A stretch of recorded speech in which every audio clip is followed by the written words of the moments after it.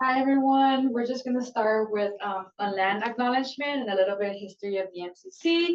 My name is Emily and I use she, her pronouns and I'm an intern here at the MCC.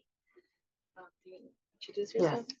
Yes. And hi everyone, my name is Jay. I'm also an intern here at the MCC and I use she, her pronouns. Okay. This is a statement of land acknowledgement. We thank the Native American Student Development for drafting this statement. We recognize that Berkeley sits on the territory of the Huichin, the ancestral and unceded land of the Chochenyo Ohlone, the successors of the historic and sovereign Verona Band of Alameda County. This land was and continues to be of great importance to the Ohlone people. We recognize that every member of the Berkeley community has and continues to benefit from the use of occupation of this land since the institution's founding in 1868. Consistent with our values and community and diversity, we have a responsibility to acknowledge and make visible the university's relationship to Native people. By offering this land acknowledgement, we affirm indigenous sovereignty and we will work to hold the University of California Berkeley to the needs of America, Indian and indigenous people. We also want to acknowledge the call to action. We also just want to acknowledge the land acknowledgement, but also making sure that we're engaging with Native American communities, that we're engaging with the policies, we're engaging with their communities, making ourselves more informed about what's been going on. And then I'll pass it on to Joy. So as mentioned earlier, before programming today, we wanted to share some history about the space that we are currently in and kind of root ourselves in the history of the Multicultural Community Center here at UC Berkeley. So the Multicultural Community Center, also known as the MCC, is rooted in the Third Ward Liberation Front. If you look off to the side right here, you'll see a lot of our archived media and some of the pamphlets and posters that were actually a part of the Third Ward Liberation Front. So also known as TWLF, the Third World Liberation Front was spearheaded by Black students and Afro-American Student Union and students of color at the San Francisco State University in the 1960s. The TWLF emerged as a demand for a third world college, one that prioritized a Department of Black Studies, followed by multicultural curricula at an institutional level, aimed at centering stories of Black, Indigenous people of color. As the demand grew, various student orgs of color came together for 3+ months to participate in protests, hunger strikes, and strikes of all different forms to call for Black, Indigenous people of color studies and a space where we can be in community. Here at UC Berkeley, their strike led to the establishment of the MCC and garnered support for SF State and UC Berkeley's ethnic studies programs that continue to thrive to this day. We carry on their legacy by prioritizing our core values in this space, which is student-led initiatives, anti-oppression, cross-cultural understanding and solidarity, sustainability and wellness, popular education, and last but not least, a commitment to social justice. So that's a little bit about the history of the MCC. As for some housekeeping items that we do have, at the MCC, due to our commitment to wellness and social justice, we highly encourage masking in this space to make sure that we are keeping our students, community members, and staff, and especially those who are immunocompromised, safe. We do have masks at the front desk, and we highly encourage that. You'll also find tea in our water station here. Some of the tea bags that are actually at the water station are made from interns and in the MCC space. We also ask that if you do plan on eating, just like what you guys just did, to eat outside of the space. And last but not least, if you head over to this, if you need to use the restroom at any point, just head over out the front door of the MCC and towards the front of the student union, and then take a left towards the Amazon lockers, and you will see our gender neutral men's and women's bathroom as well.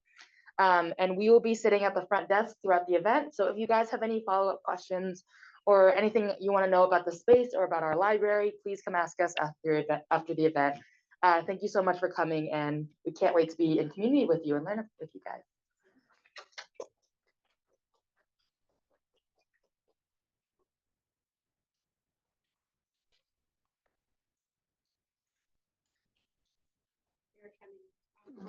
From stage left.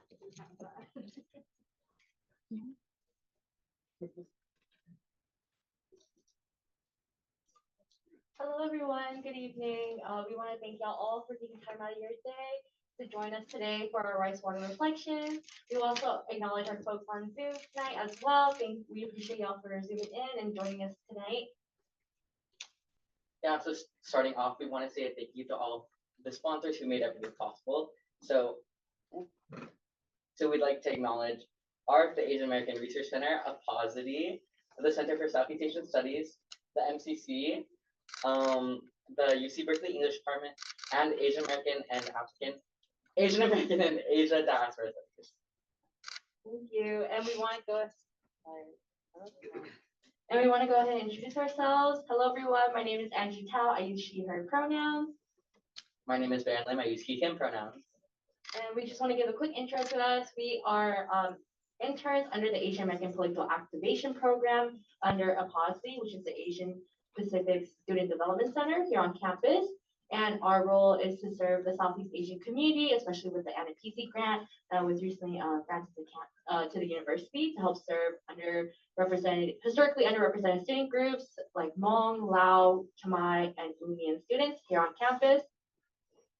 And yeah, without further ado, we're going to introduce Nyingv Jae Saechao. So just a little bit about Nyingv Jae. Nyingv Jae Saechao is an interdisciplinary artist, storyteller, community educator, and cultural worker.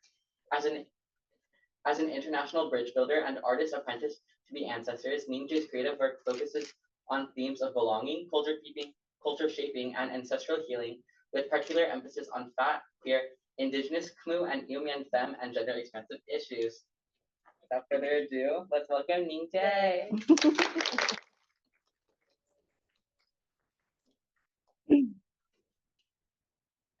Thank you, Angie and Baron. I'm gonna go maskless just so y'all can see my face. Yeah, thank you all for choosing to spend your evening here with me tonight. It's such an honor. I will be transparent and say I've had a long day, so I'm just gonna take it at my pace, and I really appreciate y'all just like giving me grace in that way. Yay! So yeah, we're gonna start off with just a slideshow presentation, kind of giving y'all some context into me, my journey, and my work. And then from there, I'm gonna go ahead and read from Rice Water Reflections, my newest chapbook. All right.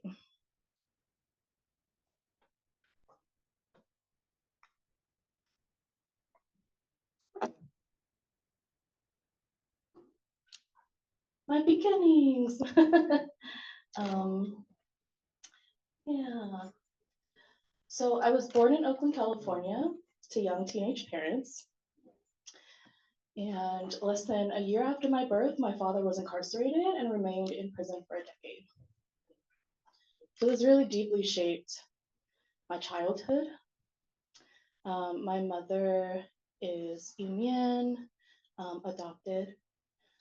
So biologically, we are kind of unsure of her ethnicity, but she's Mien and she claims that. And my father is Khmu. My roots run deep in the Bay, as it's home to all 4 generations of my family since the moment they stepped foot on American soil as indigenous Khmu and Mien refugees from the US Secret War in Laos. And for those who don't know, Khmu people are the indigenous people of what is now known as Northern Laos.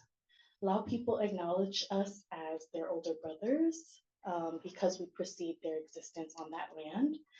And a lot of our cultural traditions and spiritual traditions have been vital to just the informing Lao culture as we know it now. And Mien people, I also consider Mien people indigenous to what is now known as Southern China. And we were also displaced through Chinese imperialism. And from there, we kind of dispersed into Laos, Thailand, Vietnam, and so you can find us in those spaces. And I can just kind of share a little bit of context around these photos. So this photo on the left is my grandmother and my mother at the very first house their very first residents upon arriving here from the Thai refugee camps. To the right is that home in East Oakland. And for my 30th birthday, I just kind of allowed myself to do like a homecoming trip and visited this building for the first time. On the top right is a photo that I love and cherish of my grandmother and my grandpa and one of their cousins just laughing. I think it's really important to remember that I come from joy too, and that isn't always a narrative that is common in the history of my people, and even how my people contextualize our culture and our journey. So yeah, I love that picture. And yeah, again, my grandma and my mother, refugee mom, and baby. And yeah, I am honored to share these family moments with you all because they are so important to just kind of like shaping me and who I am. There we go. So throughout the first 2 decades of my upbringing, I was raised in the East Bay and lived in Richmond, California. I grew up in an intergenerational household primarily run by badass Mien matriarchs. So my great grandma, who you can see in the middle, standing in front of our crab apple tree in the backyard. Grandma, who's to the left over here holding my sibling. And then my mom, who's to the right, holding me during my birthday, my first birthday. And a grandfather who's been a painter and a Mien Baptist pastor for most of my life. And because of just kind of painting this picture, I think I share this to say, you know, I feel like from the beginning, my childhood was very non-traditional in consideration to my roots. My culture, my Indian culture, I feel is very patriarchal. And so much of that revolves around the patriarchy. And that wasn't always apparent in my household because the folks who are like taking care but also leading were my mom, my great grandma, and my grandmother. I also say this to say, you know, I grew up Christian, and so in the Mien community, oftentimes there's kind of a divide between folks who are Christian and folks who practice traditionally, and kind of just because of that, I also grew up in some ways feeling disconnected from my Mien community. And then going back to my my childhood and just not having a connection with my father as a result of his incarceration, I was not privy to Khmu culture until I got older and I found more agency in doing my own research and reconnecting with that history on my own. Oh. So my journey. There we are. In 2010, I became the first in my family to graduate high school. Thank you. And then, you know, from there, I had a very, a very long journey. As you can see, 6 years later, it took me 6 years to complete my undergraduate degree, but I did it.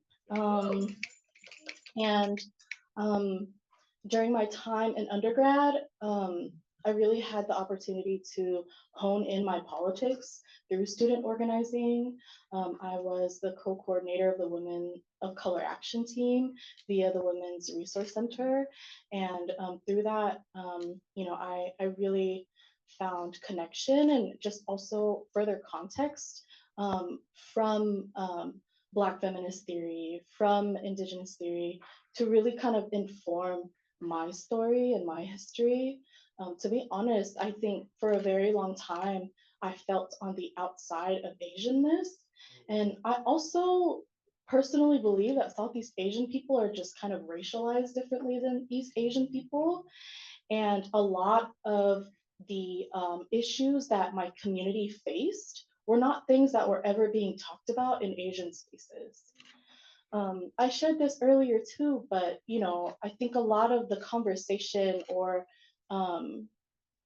just like the issues that are most prevalent in dominant Asian culture is like representation, representation. But for us, visibility has a direct link and tie to our material realities.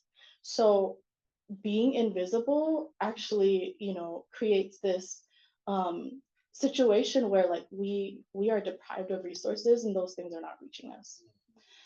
Even more specifically, as a Khmu person and a Mien person, that's like levels upon levels upon levels of invisibility, right? And so just kind of grappling with all of that growing up was really difficult. And then also, having to navigate the taboo of being a child of an incarcerated father, also navigating being Khmu. And so here's another thing that I feel like if you're outside of the culture, maybe this is not something that folks would really pick up on, but Khmu people are very, they're seen as, there's just a lot of, what's the word? They're not met with the same respect as other ethnic groups are. And I really think that this is as a result of anti-indigeneity. Also, Khmu people's stories and histories are often just not mentioned at all and kind of lumped into this Laotian umbrella. And so a lot of the advocacy work that I've done too has been to get really specific about who we are, because in doing that, then, I think that allows for an opportunity for us to tease apart those nuances and actually address the issues that are important to our communities respectively. So yeah, there's that. So yeah, this goes going into a little bit more of my community advocacy. Upon my graduation, I returned to California from Portland, and this was also the time where I was just thinking heavily about my father and his citizenship status, and what did I, as somebody who is now college educated, who has some literacy of systems and institutions, how could I apply that knowledge to supporting my father? And that was really kind of my goal at that point. So in 2017, I had the opportunity to participate in the leadership and advocacy training via the Southeast Asian Resource and Action Center.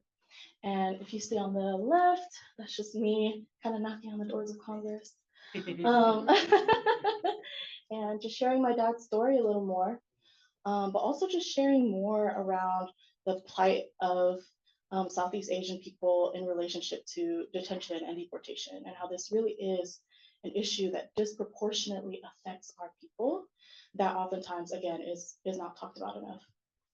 And then from there, I had the opportunity to just kind of connect further with the National Asian Pacific American Women's Forum, and then CRAC again, where they asked me to come back and participate in this report, Dreams Detained in Her Words, the Effects of Detention and Deportation on Southeast Asian American Women and Families. So again, right, a lot of the focus was on the men who were incarcerated, which is 100% valid, right? But at the same time, there are familial consequences to this, the relational consequences to this. And I think also about like reproductive justice, right? Like who has the right to foster like families into like healthily, and actually create the life that they feel like they deserve. And I had the opportunity to kind of share my story. And yeah, so that was a really pivotal moment in my journey. But also I will say, right, I became very burnt out from this. I was sharing this story, but I also began to realize in this moment of my life, I had memorized the stories of my elders, of my community, of my parents, but I didn't know my own story and I didn't know how to tell it. And so that really kind of opened up more of just space for me to like reflect on that and actually dig into that a little deeper.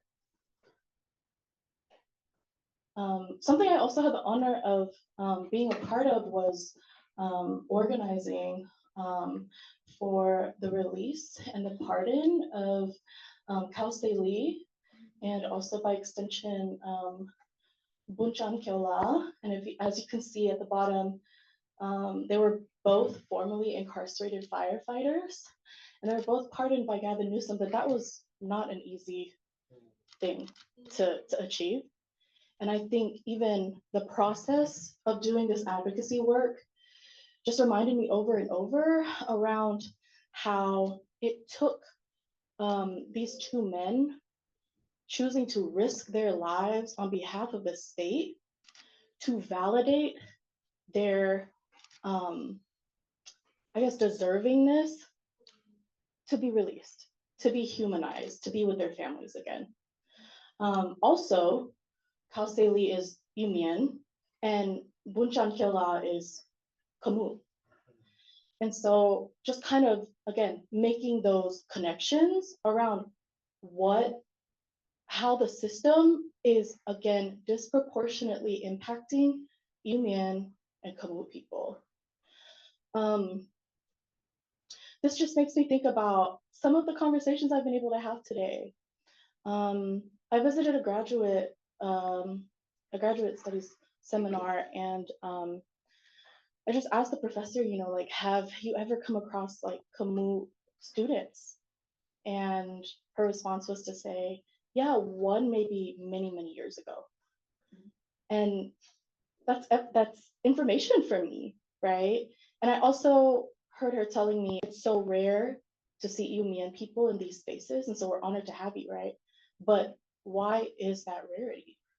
We are a small community, but we are still like struggling in regards to how we have access, what our thriving looks like, what success looks like, and actually being able to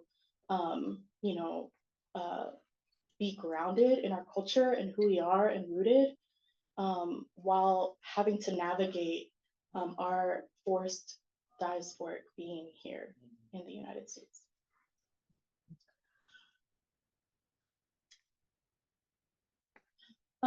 This was also around the time where I was like, ooh, maybe I can do some teaching work, bring my art, bring my writing into more spaces, because I think, in spaces where it is so heavily saturated with policy, with like systemic and institutional issues, oftentimes there isn't enough focus on like how we can be present, and also like just leaning into the enoughness of who we are in those moments. I also think, in doing advocacy and policy work, we're often forced to reduce ourselves to labels as a result of how the system needs to categorize us to then funnel resources into our community.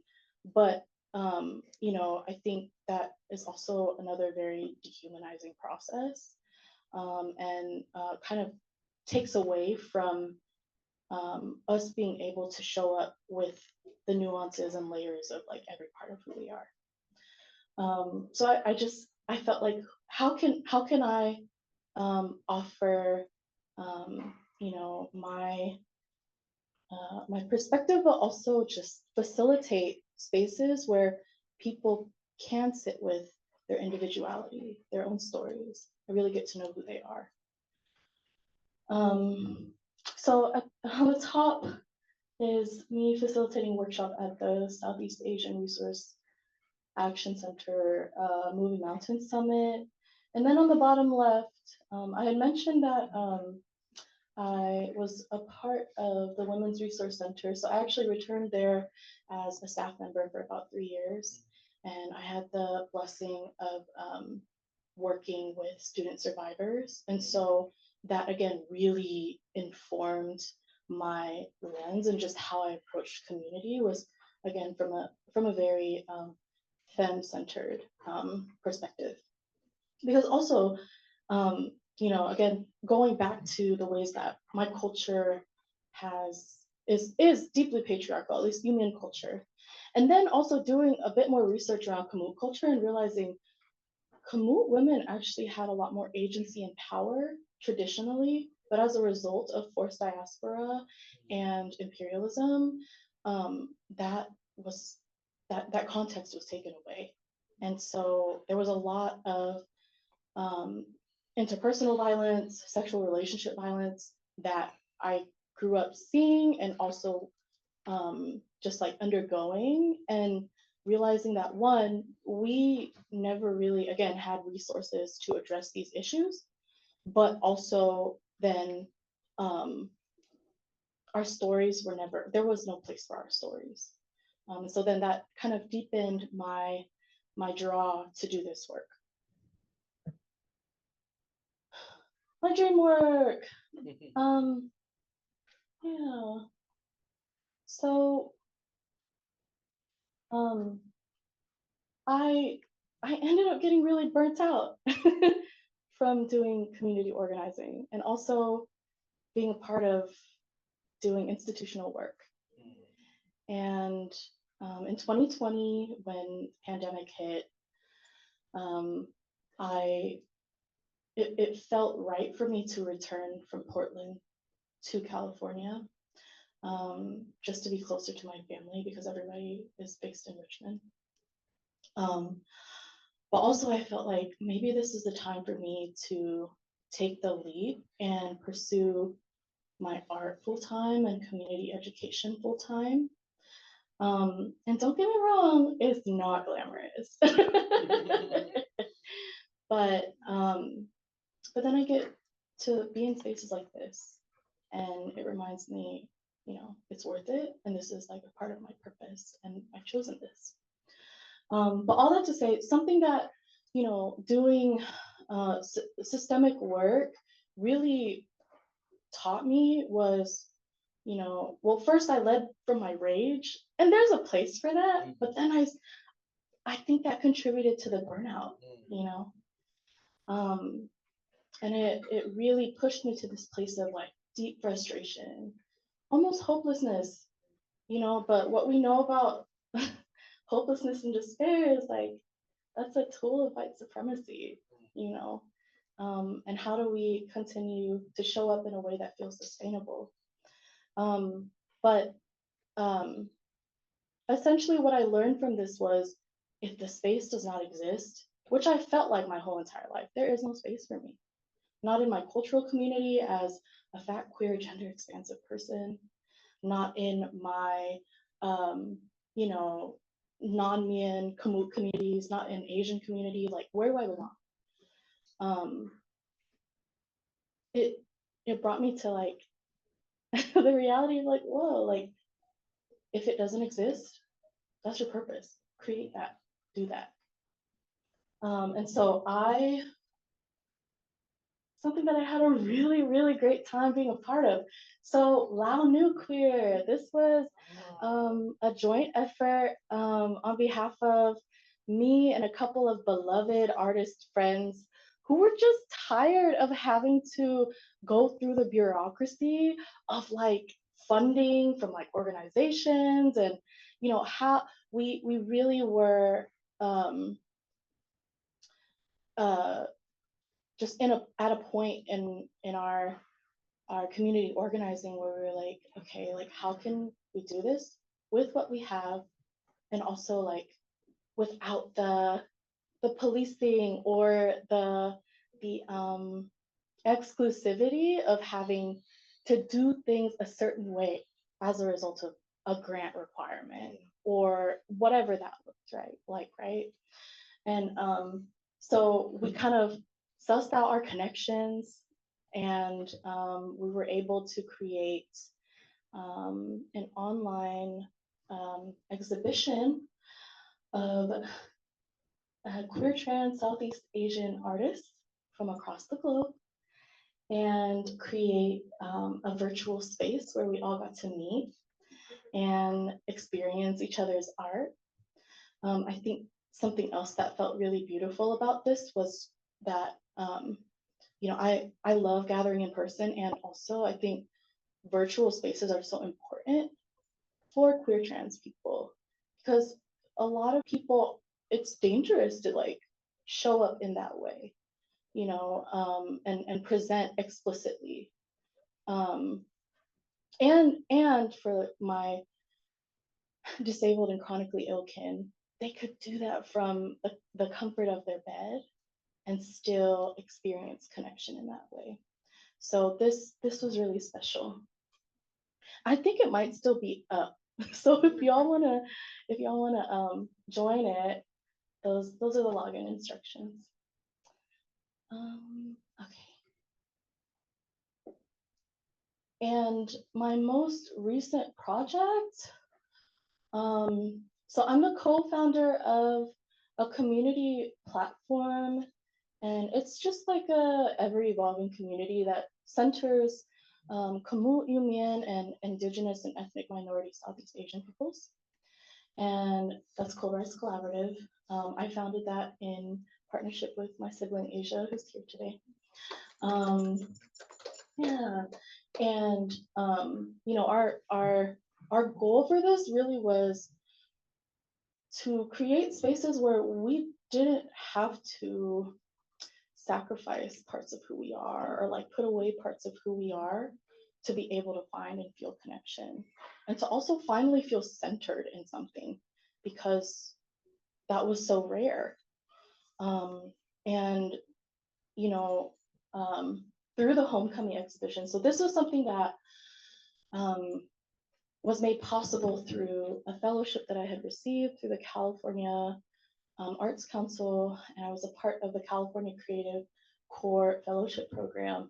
And through that, we were able to gain funding to connect with 13 women, femmes, and gender-expansive folks who are also queer, trans, across the state of California, who are also Khmu, Mien, and identified as indigenous or ethnic minority Southeast Asian. And so really, really getting specific and being able to do that felt really, really good, and just felt like a dream coming true. And also, there's 13 of us, but there was also more. And so I think a lot about how it's a myth that queer trans people don't exist in our communities. We do, it's just a lot of the times we're forced into hiding. A lot of the times we aren't able to show up in the ways that, are real to us and authentic to us, because it's not safe. But this space made that possible for a lot of people. Just kind of, sorry, I'm gonna go back to this slide. So Homecoming was an exhibition that centered around all of our stories and visions of home, safety, and belonging. And having a moment to define those things for us, as opposed to, again, holding the narratives of others, or having those things be defined by other people's stories or standards, was also so important. So that was my most recent project, and that wrapped up in June. And then I'm here with y'all today. I was sharing with Baron earlier that I made the jump to become an artist on just faith and a lot of ancestral prayer. I was like, y'all watch over me. Like, and they have. I wrote a list to myself, a little dream list. I said, I want a residency, and I want a fellowship. And those two things happened for me consecutively in the first 3 years of me choosing this. And I don't think that's a coincidence, it's not. And,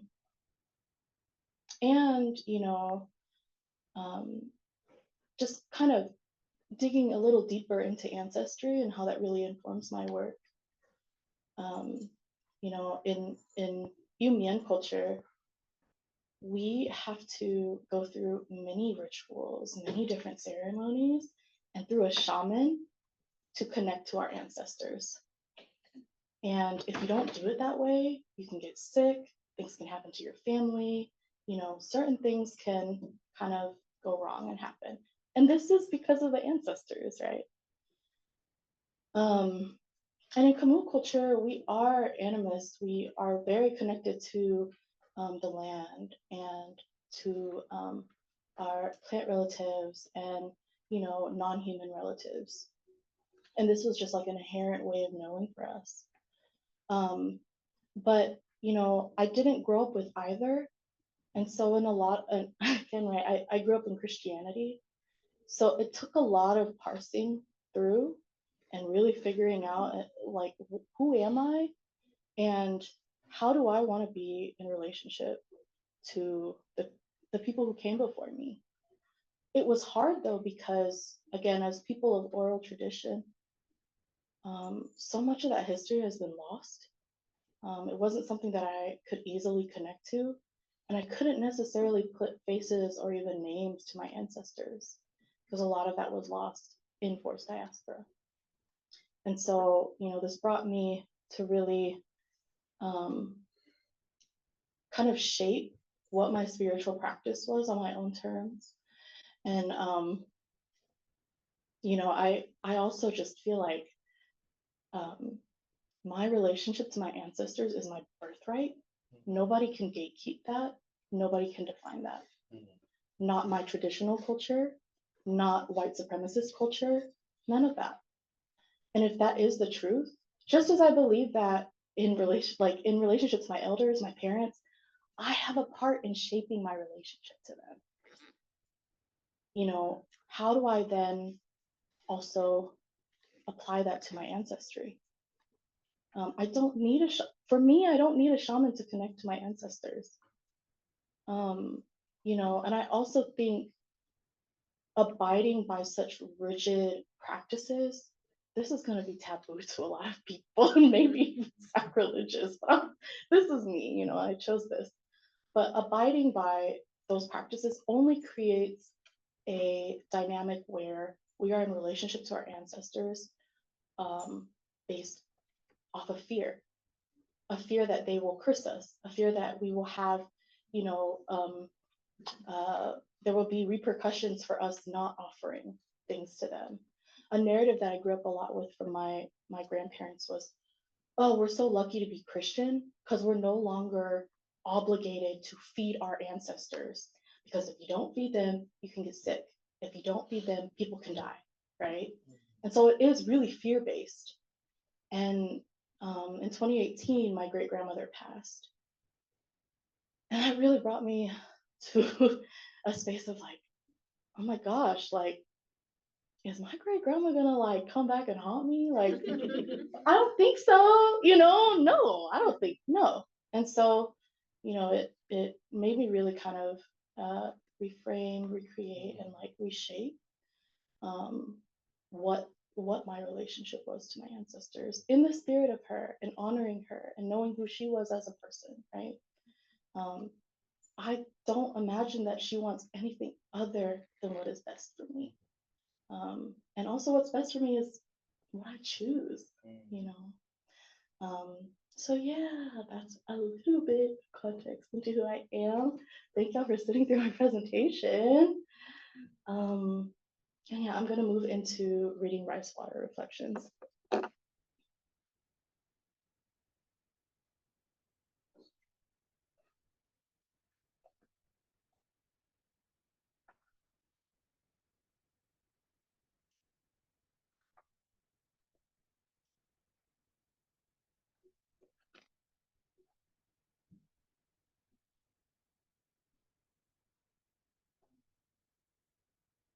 Round like the moon, ancient as my ancestors. Submerge me in softness, in deep celestial divinity. When I close my eyes, I sink into this expanse of my inner infinity. From emergent to ancient, every prism of possibility, reflecting the endless universe within me.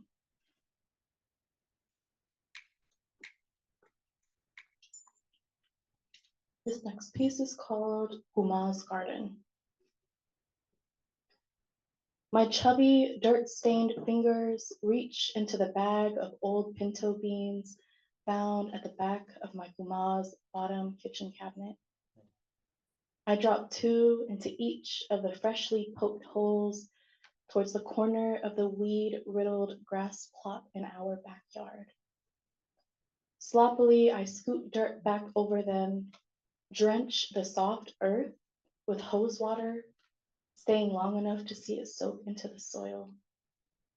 Ayu!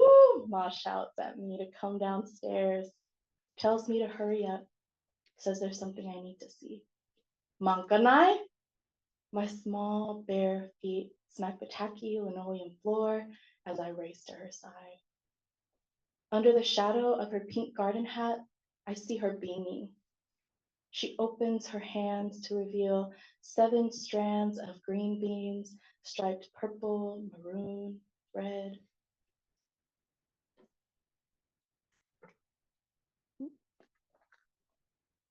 She cooked them that night for dinner. First, vegetable oil in the pot, then salt, minced garlic, Thai chili, and 7 green beans. As she bragged on the phone about my newfound natural gardening ability. Khmu's hands always make things grow. From my round brown body to her backyard jungle. She fed us through that garden with chives, scrambled eggs after long days at school, pickled plums and fish sauce drenched fingertips in the summer, bamboo shoots and bitter orange berries, and flowering cilantro. She healed us through that garden with herbs I still don't know the names of, wrapped tightly around my delicate sprained ankles, pressed firmly against our scrapes and burns, always ready with a remedy, whether heartburn or heartbreak. Today I came home with new houseplants, altogether making 12, 2 identical to those found in her home. I talk to them, tell them stories, tell them I love them as I watch them grow. I'm reminded of my ma, who tills the soil of her life, spreads her seeds, waters abundantly, and sows and sows and sows.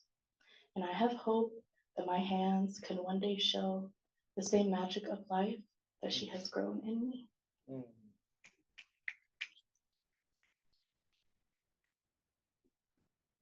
This next one is called Kupinga, an ode to our full bellies. This chew is for you. The slow savoring of each spoonful bursting sweet, salty, scrumptious, slow, like stirring thong over the stove until it drips thick and sticky, the kind that calls for nothing less than loud slurps and satisfied smacking and double dipping endless balls of marum. Counting every bite as a blessing, an honor, an homage for all the years your caged tongues and clenched jaws sat parched in saturated silence. We now feast and know fullness, for every day your stomachs went empty, swallowing sorrow for supper, when salt was gold and meat was treasure, and you knew better than to be led by your aching hunger. Too far deep into the jungle, or the lush abandoned rice field, straight into the deadly traps of Gensalat. Let us celebrate your miraculous survival with overflowing scoops of sweet lime mangtong, paired with sizzling, salty, pungent olap, sucking soft skin off of sour tungpe, being careful not to let it slip from our sloppy fingers. With full bellies and steady hearts, warm ovens and freezers stocked to the brim, may we never forget to give thanks, say grace, and save a seat at the table for your forced sacrifices, exclaiming, Kutinga, Rangsing, Amto.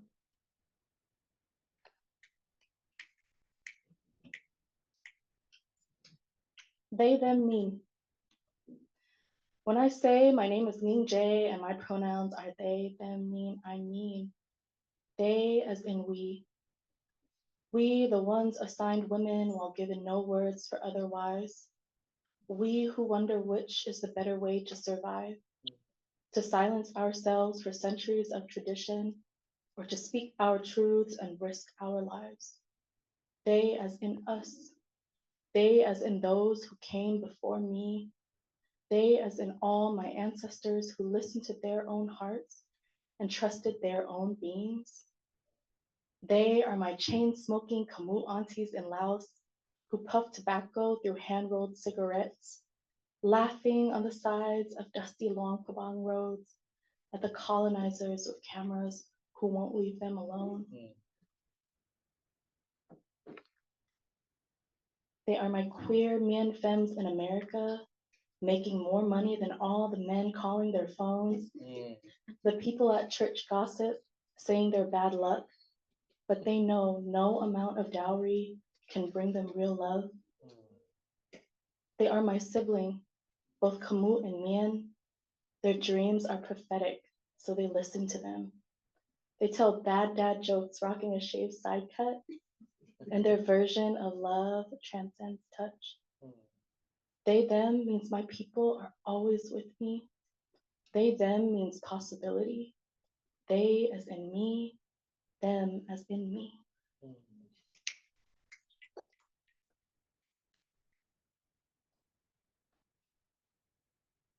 Reflections on rice water. I am my mother and her mother's child. Through them, I have learned that love still exists where choice does not, and living takes practice when survival takes priority.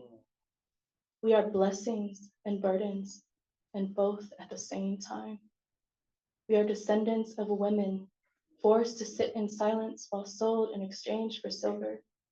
Our bodies vessels for the inherited vastness of our ancestors' sometimes selfish dreams. We conjure memories through makeshift mirrors, reflected on murky rice water, never allowing us to forget that our outer appearance is only a part of the performance. Female firstborn sons disguised as dutiful daughters, inherently fated to fail, and yet finding freedom in our fuck-ups and outliving our obligatory obedience. Name us messes, deem us monsters. We drive men around us mad. We have always been enough, even when we're all we have.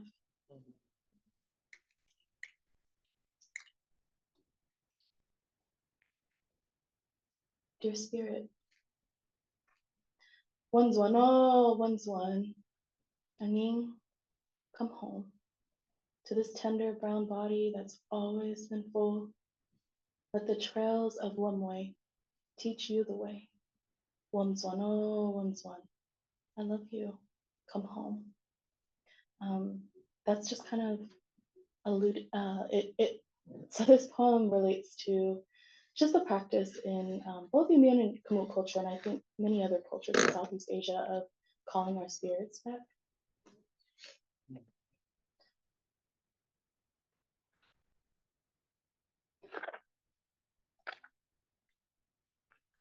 This is my last poem.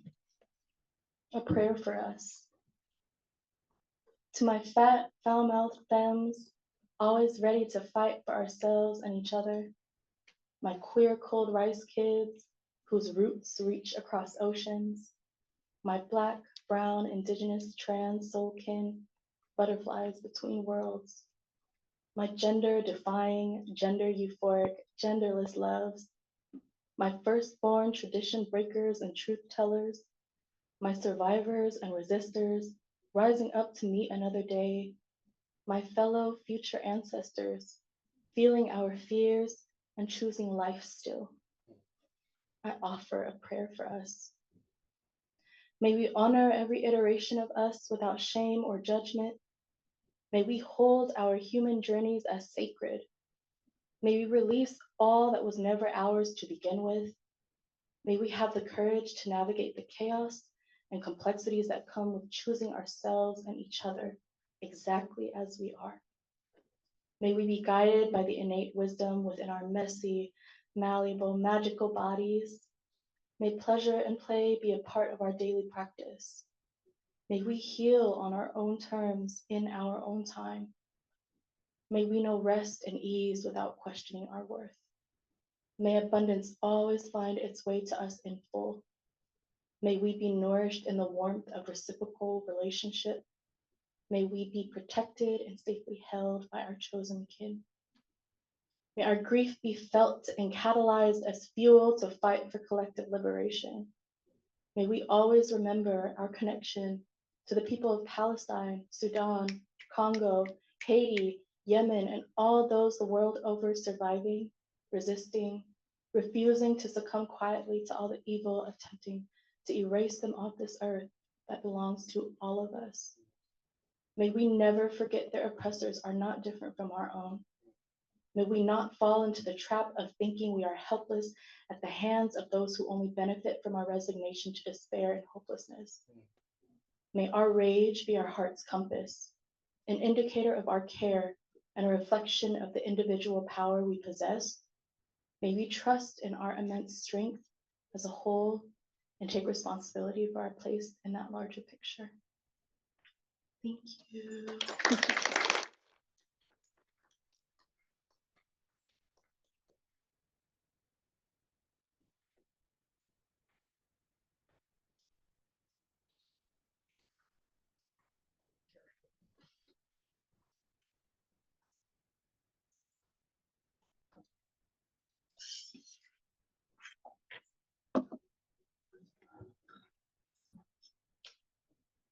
Thank you so much for sharing your life and your art with us. Anybody like to pose a question or comment?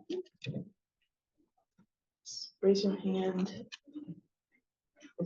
I'll be brave. Okay. Yay. Okay, so I can do it. Okay. Do you want to introduce yourself? Sure. Okay. Hi, my name is Kai. And Nyingv Jae, I had the pleasure of speaking to your sibling, so I feel so lucky. My question, as someone who isn't, I identify as an artist as well, and getting some context, I feel like I cheated a little bit. And knowing that, you know, your proximity to having the resources to become a traditional artist, or not, you know, there, whatever that means, right? What gives you the confidence to be in your true self as an artist and say like, yep, that's me? It's definitely been a journey. For a while, I didn't even explicitly call myself an artist. I was a community organizer first. I was, you know, a facilitator first. I was all of these things. And I think that really came as a result of like having to, what's the word? Kind of prove that art was even worth pursuing in the context of like my work, you know? Is it gonna make money and is it gonna sustain me? And unfortunately, in a capitalist world, that is very, very important. But you know, confidence, it comes and it goes, honestly. It really does. And I think if I relied on that specifically, I'd be all over the place. But sometimes I feel like it's just like taking the leap.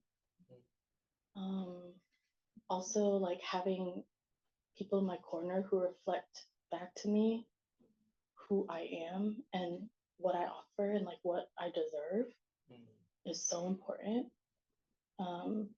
And, that wasn't always something that I was able to receive from my immediate family. And so my chosen family, I like to say, like, they really loved me into existence and gave me permission to be everything that I am. But also, that's the other thing is, like, when we talk about community, I invite us to be very specific about who our people are. I feel like this is a saying from the Black community of, like, not all kinfolk, skin folk are kinfolk, right? And I had I had a long journey of, like, learning that, really, really seeking validation from the larger Mien and Khmu community, and constantly feeling let down because, people just didn't see the world the way that I did. And that's okay, but it just was not nourishing me. And so, also getting very protective of my time and my energy. And, then making sure that the spaces that I'm in actually feel aligned with me in many different ways, but also, first of all, in my body, like relying on my body to give me the wisdom to know if this is something for me or not. That's also not an easy process, right? Like listening to our bodies, because I and many of us come from lineages of deep trauma where connecting to our body feels dangerous or not accessible. But somatic work has, like, done so much for me. And I think that's kind of like where I continue, like, to ground in, and what I allow to guide me. Yeah, thank you.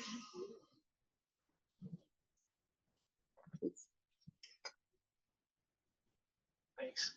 I don't really have a question. It's more of a comment. Like, as a person who's also Mien, like, I appreciate this so much because our spaces are like our voices and culture are shared spaces. So the next thing I'm gonna say is in Mien too. Yeah. Like, it's some that because what say you know the boom, Jamaica or Mien, boom my you boy down.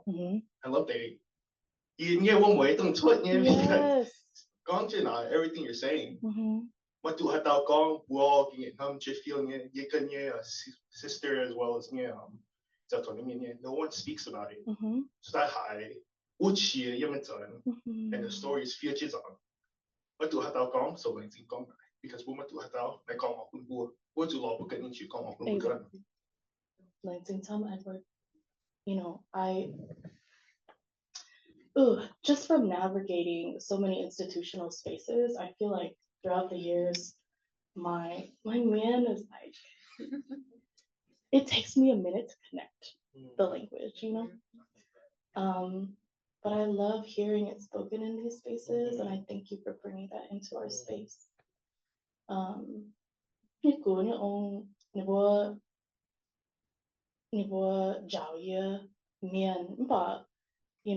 Also, like, having to navigate the reality of assimilation and being in these spaces that require me to code switch, to really learn a culture outside of my own, creates, like, friction, and I still feel it, and I don't think that's ever going to go away. But then to, like, be able to meet people like you and meet other Mien people and meet other Khmu people, because I'm intentional about saying I'm Mien and I'm Khmu, that, like, reminds me, like, oh, like, this is why I'm doing this. And so it feels like a gift and a blessing to have you here. So thank you for coming tonight.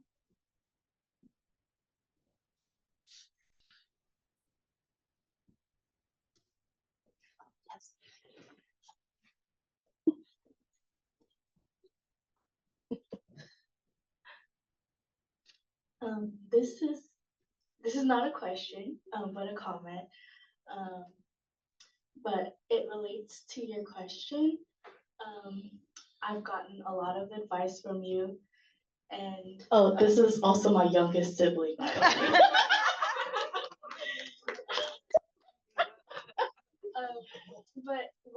that Mien has always told me is that sometimes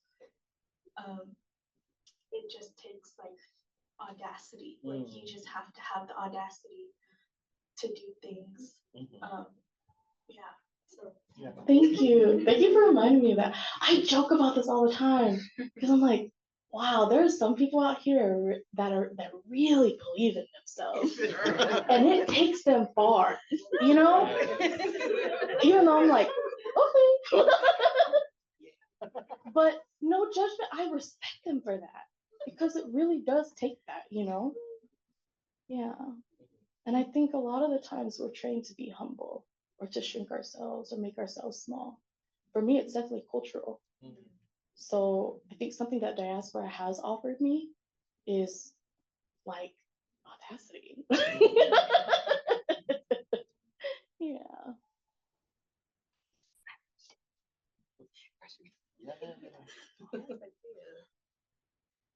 Thank you so much for being here.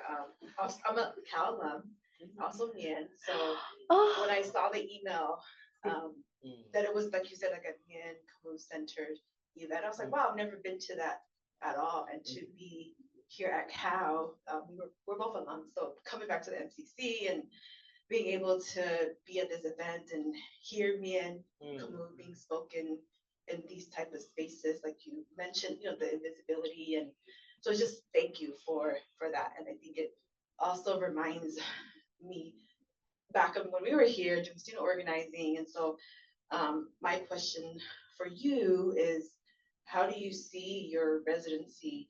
What kind of impact do you hope to make here within the Asian, Southeast Asian community here at Cal, but also in the greater Bay Area? Like, what do you see? What do you envision? Oh, yeah. Sorry, that's a big question. But no. Just curious. Yes. Yeah. Also, thank you so much for being here. I'm just like beaming, being able to know that I get to share space with you, you know? I think that we finally reached a moment in time where people are ready to actually start talking about, like, having more nuanced conversations around what Asianness is. And it took a really long time to get here. But I think that's also like academia, right? Like, they're always like looking for the new thing. What's new? What haven't we talked about? You know? And so eventually, when you've talked about all the things, what's next? I'm here, we're here, you know, we're here. And so I think a lot of that is also kind of like taking advantage of this moment because it's so important. We are also, I said this a lot today, but like oftentimes we're the first to do a lot of things, whether it's in our family, whether it's in our community, you know? And so I say all of that to say, you know, during my residency here, I hope to open more space for us to actually like have these conversations, for us to acknowledge what indigeneity looks like in Asian culture, for us to kind of grapple with that, right? Because we need to grapple with these things. And the answer isn't ever perfect, you know? Sometimes people are gonna feel like their toes are stepped on. Belonging is such a relative thing that, like, oftentimes, especially in the context of imperialism and colonialism, is attributed to nation states and borders. But as Mien people and Khmu people, those don't exist for us. We have been in relationship to land outside of all of that. And so because belonging, especially in, not just especially, but I will say in my observation of Asian, like dominant Asian culture, is again so deeply attributed to nationality and statehood. Where is the conversation for us? Where do we belong? You know? And I really, really want to imagine belonging outside of these very like white supremacist colonial ideas of what that looks like. I think us just existing as we are is, I don't know how to describe it, but I always feel like there was a knowing that I had that a lot of my peers maybe just didn't have the lens or perspective around in regards to belonging and connection and community, because we have been forced to define that for ourselves outside of all the things that are immediate or easy to grasp onto, you know? I think the other thing about diaspora is like, because so much knowledge and history has been lost because of, you know, forced displacement, newer generations of like people from Laos don't even know like the complexities that exist among different ethnic groups, the history that exists before and beyond this very messed up moment of US imperialist war in our countries, how like the nuances of relationality between ethnic groups and how we as indigenous people were even predefined around our status as a result of like where we lived on the mountain, you know, and lowland people being classified as the most civilized, right? And us literally being referred to, I mean, Khmu people are still referred to by some Lao folks as Ka, which is slave, because we were enslaved at one point. And I don't think that that narrative is unique to us, but it is very much reflected in the ways that, like, I look at my Khmu community, and here's the thing, Khmu people make up 11% of Laos. They are the largest ethnic minority group in Laos, and they are the poorest, and they are the most disenfranchised. So that's information, right?